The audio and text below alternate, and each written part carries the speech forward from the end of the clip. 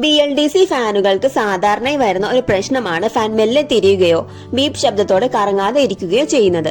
ഇവിടെ ഈ ഒരു ഫാൻ റൊട്ടേറ്റ് ചെയ്യാൻ നോക്കിയിട്ട് റിട്ടേൺ വന്ന് സ്റ്റക്ക് ആവുകയായിരുന്നു. ഇത്തരം പ്രശ്നങ്ങൾ ഉണ്ടാകുന്നതിന് ഡ്രൈവർ ബോർഡിലെ ചില കപ്പാസിറ്ററുകൾ കേടാകുന്നത് കാരണമാകാറുണ്ട്. കപ്പാസിറ്റർ കേടാകുമ്പോൾ കൺട്രോൾ സർക്യൂട്ടുകൾക്ക് സ്ഥിരമായ വോൾട്ടേജ് ലഭിക്കാതെ വരികയും ഫാൻ ബീപ് ശബ്ദത്തോടെ സ്റ്റാർട്ട് ആകാതെ ഇരിക്കുകയോ അല്ലെങ്കിൽ റിമോട്ട് കൺട്രോൾ പ്രവർത്തിക്കാതെ ഇരിക്കുകയോ ചെയ്യാം. ഇവിടെ നമ്മൾ ഫാനിന്റെ കവർ തുറന്ന് PCB ബോർഡ് പുറത്തെടുത്ത് പരിശോധിക്കുകയാണ്. ഇതിൽ 35 വോൾട്ടിന്റെ 2 കപ്പാസിറ്ററുകളാണ് കൊടുത്തിട്ടുള്ളത്. അവ രണ്ടും ചെറിയ തോതിൽ ബൾജ് ചെയ്തിട്ടുണ്ടായിരുന്നു.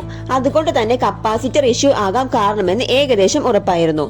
നമുക്കിത് ഡീസോൾഡർ ചെയ്ത് കൃത്യമായ വോൾട്ടേജും കപ്പാസിറ്റിയും ഉള്ള പുതിയ കപ്പാസിറ്റർ ഉപയോഗിച്ച് മാറ്റി നോക്കാം.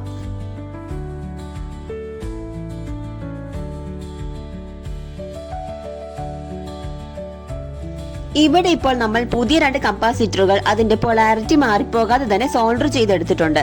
ഇനി ബോർഡ് തിരികെ കവറിന്റെ ഉള്ളിലാക്കി വെച്ചിട്ട് നമുക്ക് സ്ക്രൂ ചെയ്ത് ഫാനിൽ തിരിച്ചു വെച്ചു കൊടുക്കാം. എന്നിട്ട് ഇതൊന്ന് ചെക്ക് ചെയ്ത് നോക്കാം.